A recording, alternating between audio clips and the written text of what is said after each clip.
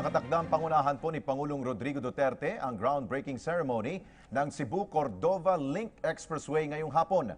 Inaasahang malaki daw may tutulong ng naturang expressway sa pagpapaunlad na ekonomiya at gawing protektibo ang reyon ng Visayas. Mula sa Cebu, may live report si Kirby Cristobal. Kirby. Alex, pangungunahan nga ni Pangulong Rodrigo Roa Duterte ang groundbreaking ceremony ng Cebu-Cordova Link Expressway o ng CCLEX na isa sa pinakamalaking infrastructure project sa Visayas na bahagi ng public-private partnership ng administrasyon. Ang CCLEX ay binubuo ng 8 kilometro na magdurugtong sa Cebu City at Munisipalidad ng Cordova at magsisilbing alternate route ng mga patungo at mula sa Mactan International Airport. Bukod dito, ang 27.9 billion pesos na proyekto ay inaasahang makapagbibigay ng trabaho at makakatulong sa pagpapaunlad ng probinsya sa larangan ng turismo, trade and commerce, real estate development at iba pa. Malaki rin ang maiaambag nito partikular sa lokal na ekonomiya ng Cordova upang maging isa sa mga highly urbanized cities ng Metro Cebu at mapabilang sa isa sa mga ecotourism gateway ng rehiyon. Nakikitang solusyon rin ito upang maibsan ang mabigat na daloy ng trapiko sa Metro Cebu at ilan pang mga katabing lugar. Samantala, sa inihandang programa naman ngayong araw, ang magbibigay ng welcome remarks ay si Presidential Advisor on Legislative Affairs Adelino Sitoy. Samantalang magsasalita rin ng ilang opisyal mula sa Cebu at meron ring representante mula naman sa private sector. Bago naman ang inaabangang pagbibigay ng mensahe ni Pangulong Rodrigo Duterte. Samantala, Alex, sa mga oras na ito ay nakahanda na nga at preparado na rin yung mga miyembro ng media na magko-cover dito sa lugar at mahigpit din yung ipinatutupad na seguridad dito para matiyak na rin yung kaligtasan ng ating mga kababayan na dadalo sa groundbreaking ceremony nga ng Cebu-Cordova Link Expressway. Dito yan sa Cordova sa probinsya ng Cebu. Alex. Maraming salamat sa iyo, Kirby Cristobal. Samantala, kinumpirma ni PNP Chief Director General Ronald Bato de la Rosa na may assassination plot laban sa kanya at ang posibleng umanong nasa likod nito ay ang Maute Group na kumikita rin umano mula sa operasyon ng iligal na droga. Ulat mula kay Lala Babilonia. Sinabi ni PNP Chief Ronald Bato de la Rosa na maaaring drug war ng pulisya ang nasa likod ng assassination plot laban sa kanya na umano'y plano ng Maute Group. Kamakailan pumunta si de la Rosa sa Mindanao State University, ang kanyang alma mater, at kinumpirma ang nasabing assassination plot. Aniya, kumikita ng drug money ang Maute Group kaya maaaring may koneksyon ito sa pagbabalik ng pambansang pulisya ng kanilang anti-illegal drugs operations. Hindi pa na-establish talaga ng mga investigators kung ano yung motive. Pero if you are to ask me, it's very obvious that this Maute Group is being fed with drug money. Sa pagbisita ni De La Rosa sa lugar, 2 improvised explosive device ang na-recover. Isa sa Mindanao State University mismo at isa naman sa kalsada kung saan dadaan ang convoy ni De La Rosa.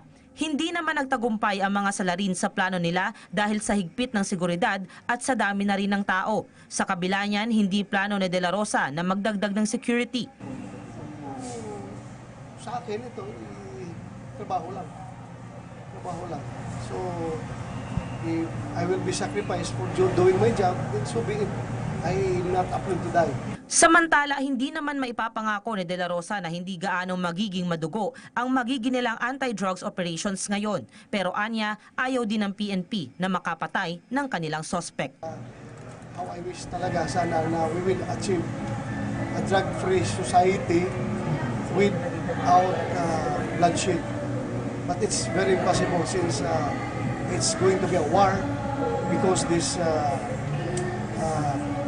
itong mga drug lords, as they said, will not just surrender, will not just leave their drug trafficking business just like that. Para sa PTV News, Lala Babilonia.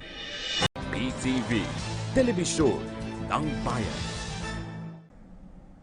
Sa iba pang mga balita, matatanggap na ng mahigit 2 milyong pensyonado ang SSS ang karagdagang 1,000 pisong binipisyo sa Biyernes, Marso 3. Sa pahayag ni SSS President at Chief Executive Officer Emmanuel Look, ang karagdagang 1,000 pisong binipisyo ay para sa buwan ng Enero 2017 ay maaari nang i-withdraw sa bank accounts ng mga pensyonado. Ang karagdagang benepisyo para sa buwan ng Pebrero naman at Marso ay matatanggap sa susunod na Biyernes, March 10 at 17.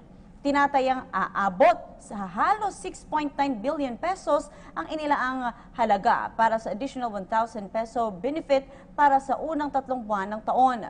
Ito ay karagdagan na rin sa 7.4 billion pesos na inilabas kada buwan simula noong Enero 2017 para sa regular na pensyon. At siya naman po ang aming mga nakalap na balita at impormasyon para sa PTV News Break. Ako po si Princess Sabiba Saripaudak. PTV, Telebisyon ng Bayan. Magandang hapon, nagbabalik ang PTV News Break. Itinanggi ni Senate President Coco Pimentel na may pressure sa Commission on Appointments para sa kumpirmasyon ni DENR Secretary Gina Lopez.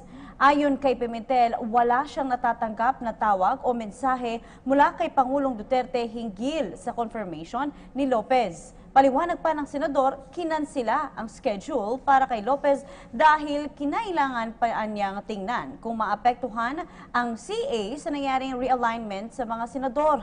Nasa 17 sworn opposition ang inihain sa CA Committee on Environment and Natural Resources. Bukod pa rito ay ang 10 iba pa na motion na tumututol sa pagsasara ng mga mining operations. Una rito ay iniutos ni Lopez ang pagsasara sa 23 mining operations, gayon din na kinansela ang 75 mining contracts. Iginit na Malacanang na prioridad ni Pangulong Rodrigo Duterte ang kapakanan ng mga manggagawang Pilipino. Ayon kay Presidential Spokesperson Ernesto Abella, nagpakita ng indikasyon si Pangulong Duterte na kilalanin ang hiling ng labor group na sertipikahang urgent. Itong administrative measure, ang House Bill 4444 o ang Security of Tenure Act. Nakapaloob sa panukala ang pag-alis sa end of contract o yung ENDO at maging ang contractualization pati na ang pagbabalik ng direct hiring. Noon nang pinulong ng Pangulo ang grupong nagkakaisang koalisyon ng mga manggagawa sa Malacanang para marinig ang kanilang mga hinaing.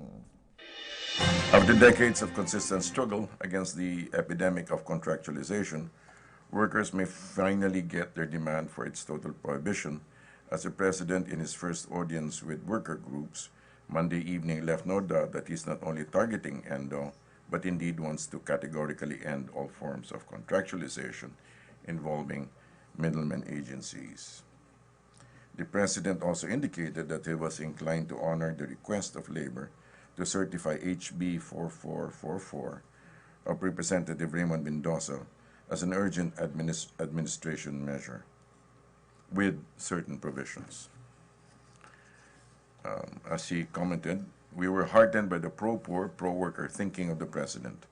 We have not had this kind of bold, dramatic leadership in any previous administration before.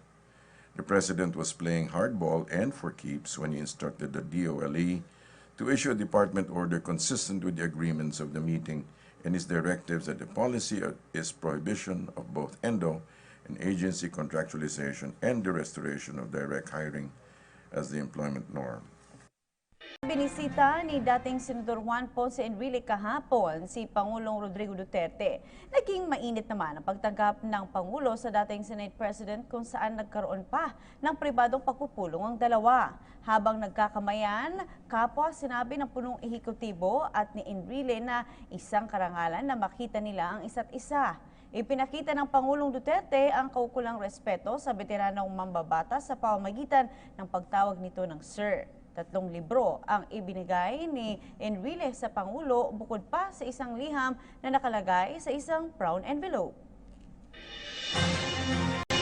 Binigyan Binigyang diin ni Senador Alan Peter Cayetano na ang laban kontra illegal droga ay hindi lamang laban ni Pangulong Rodrigo Duterte kundi maging ng sambayanang Pilipino. Ayon kay Cayetano, ito'y dahil ang tunay na ipinaglalaban sa kampanyang ito ay ang pagkakaroon ng isang mapayapang komunidad at mabigyan ng proteksyon ang bawat pamilyang Pilipino. Muli namang nanawagan si Cayetano sa publiko na patuloy na suportahan ang kampanya ng pamahalaan kontra illegal na droga. Hinimok rin ng senador ang lahat ng local government units, mga ahensya at iba't ibang sektor na magpatupad ng mga programa para na rin sa kaligtasan at rehabilitasyon ng mga pamilyang apektado ng illegal na droga sa kanilang komunidad.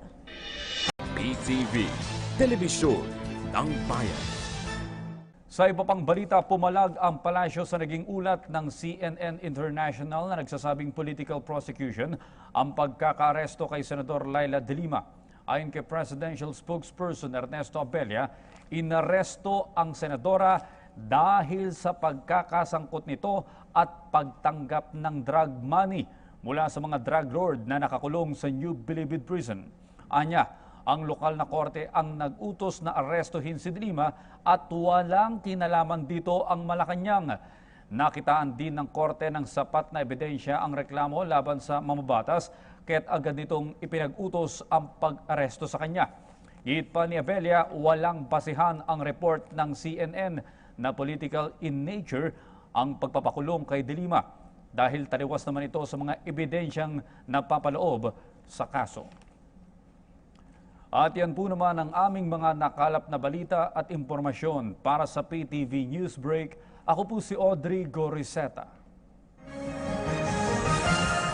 Iginiit ni Senador Richard Gordon na hindi tamang ikumpara ang muling pagbubukas ng kaso ng Mama Sapano tragedy sa investigasyon kay retired SPO3 Arturo Las Cañas. Sinabi ito ng mambabatas matapos siyang bisitahin sa kanyang opisina ng mga pamilya ng namayapang 44 na miyembro ng Special Action Force para hingin na muling buksan ang investigasyon sa madugong engkwentro noong 2015. Ayon pa kay Gordon, hindi tulad sa investigasyon sa testimonya ni Las Cañas, ang investigasyon ng Mama Sapano ay layong makamit ang hustisya. Handa naman anya si Gordon, pinuno ng Senate Committee on Justice, na buksan muli ang kaso at nais niya ring imbitahin si dating Pangulong Benigno Aquino III.